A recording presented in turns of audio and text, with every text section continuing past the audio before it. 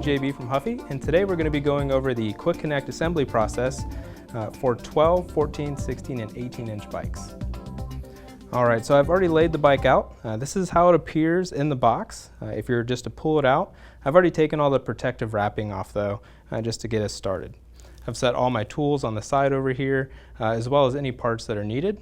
I made sure that I had everything that needed to be included and checked the instruction manual just in case. You can reach out to our customer service if you are missing anything. So the first thing I'm going to do is I'm going to slide my training wheels into place. There's two little detent pins here, and you're just going to slide it in from the bottom of the bike. And it just clicks into place. If you need to remove the training wheel for any reason, just press the detent pins and slide it back out. You can do this when your child or bike rider is to the point where they are ready for not using training wheels. So we have that one in on that side. I'm going to carefully lift this up. I'm going to use that kickstand or that training wheel as a little bit of a kickstand so I can do the other one on the other side. Exact same process. Maybe a little bit harder to get your fingers in there just because of the chain guard, but it works exactly the same. And that's clicked into place. I'm going to remove this safety cap right here. It's two pieces on this model.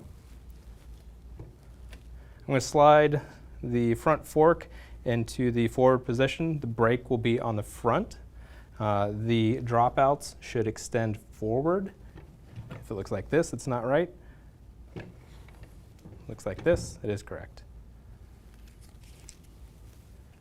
All right, so I have my brake cable on the left side here. Sliding the handlebar into place, there's a little groove there that you're going to match up. I'm going to push the detent pin, slide that in.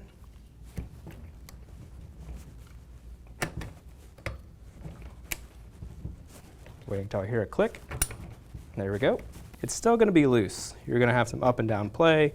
It's going to sound loose. This is not completed yet. You need to turn this plastic knob right here to tighten everything into place and add tension to the headset. You should have about this much distance after you've turned the knob. If you have a lot more than that, the detent pins probably haven't clicked on the inside. You need to loosen this back up until it stops, and then try to push everything back together until you hear the click, and then try again. I'm going to move my brake lever up and into a comfortable position for my rider. We did include a 5mm Allen key so that you can tighten this up into place. You may hear a little crack of plastic there. That's just the screw kind of setting into place. Tightening that in so it doesn't move too much. When your rider does learn to ride without training wheels, you may want to loosen this up just a little bit so when they fall, which is inevitable, this part moves out of the way when this part hits the ground and doesn't break this. You can still leave it to where it's tight enough to where they can get to it easily and use it, but it does kind of move out of the way with just a little bit of extra force.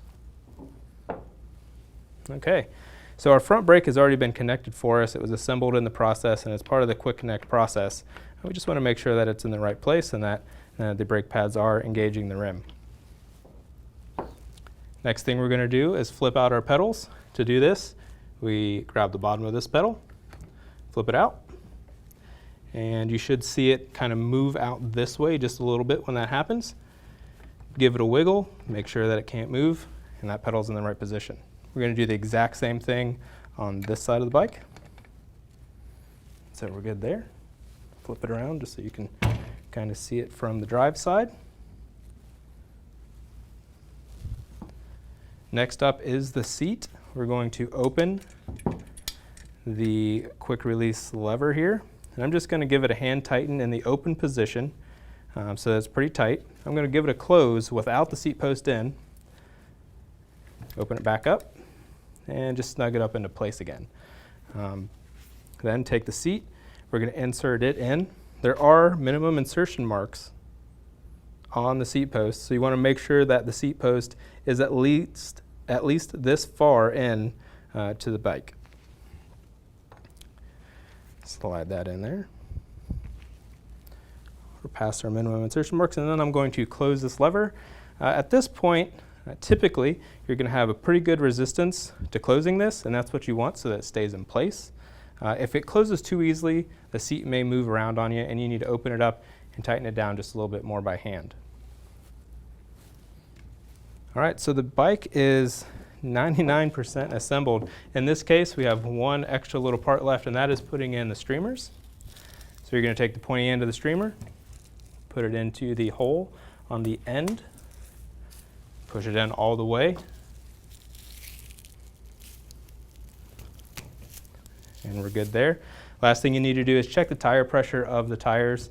Tires do not come completely full of air, and over time in shipping and transit, they may lose air because they may have been in a box for a little while. So just grab your air pump, like this one here from Park Tool, and fill to recommended tire pressure on the sidewall of the tire. And that's it.